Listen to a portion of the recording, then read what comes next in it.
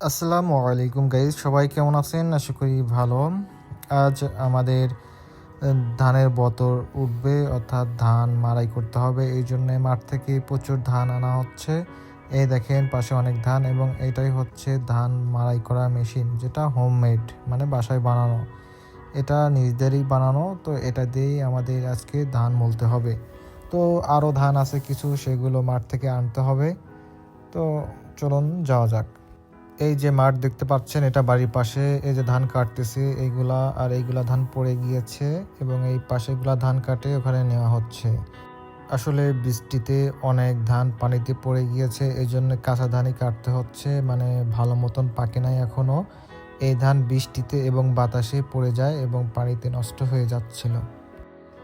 এই মাঠটা হচ্ছে বাসা থেকে একটু দূরে। এখানে অনেক শুকনা ধান, অর্থাৎ কাঁচা ধান বাঁধা হয়েছিল, সেটা এখন শুকায় গেছে, ছোট ছোট আঁটি করা হয়েছে, যেটা আমাদের এলাকাতে বিজেলি বলে। আপনাদের ওখানে কি বলে জানি না। এটা এই সব ধানগুলো বিজেলি বাঁধতে হবে, এই জন্যে কেটে শুকানোর জন্য রেখে দেওয়া হয়েছে।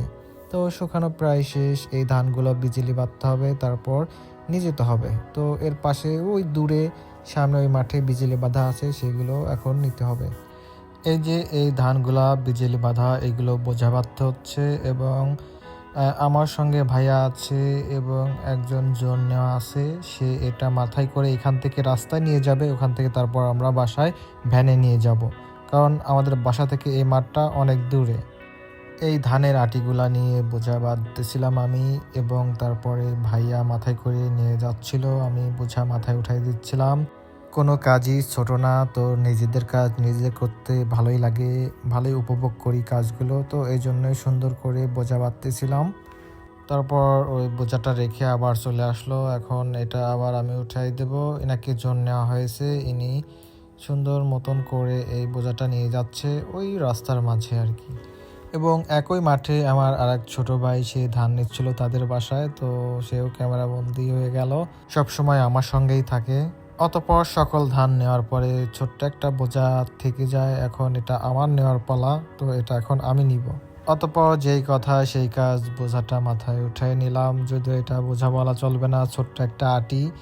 তো এটা সুন্দর মতন আমি নিতে পারছি, কোনো সমস্যাই হচ্ছে না। তারপর মাঠ থেকে সকল ধান এই যে রাস্তার মাঝে এখানে এনে রাখা হয়েছে, এখান থেকে সকল ধান ভ্যানে নিয়ে যাব। অতঃপর কিছুক্ষণ পরে ভ্যান চলে আসলো, তারপর সকল ধান ভ্যানে উঠানো হচ্ছে। এই ভ্যানে উঠানোর পরে ধানগুলো বাসায় চলে যাবে। আসলে এই মাঠ থেকে বাসা অনেক দূরে, মাথায় নেওয়া সমস্যা, এই জন্যে আমরা এখান থেকে ভ্যানের ব্যবস্থা করেছি। ভ্যানে অলরেডি নেওয়া হয়ে গেছে, এখন বাঁধা হচ্ছে, বাঁধা হয়ে গেলেই এখন নিয়ে চলে যাব। ভ্যানে ওঠানো এবং বাঁধা শেষ, এখন নিয়ে চলে যাচ্ছে বাসার উদ্দেশ্যে।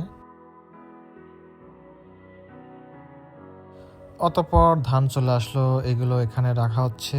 আর আগের ধানগুলা সব মাড়াই করা হয়ে গিয়েছে, কারণ ওইগুলা একটু কাঁচা কাঁচা ছিল, তো এই জন্য মাড়াই করে শেষ করেছি। এখন এই শুকনা ধানগুলো মাড়াই করতে হবে।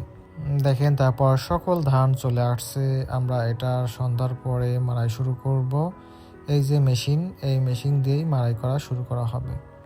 অতঃপর যেই কথা সেই কাজ, সন্ধ্যা হতে না হতেই আমাদের ধান মাড়াই করার কাজ শুরু হয়ে গেল। তো দুজন মিলে ধান মাড়াই করছিল, আমি পাশ থেকে কিছুটা সময় ভিডিও করতেছিলাম। এরপরে আমি নিজেও কাজে নিয়োজিত হয়ে যাব। ভিডিওটির সঙ্গে থাকার জন্য অসংখ্য ধন্যবাদ।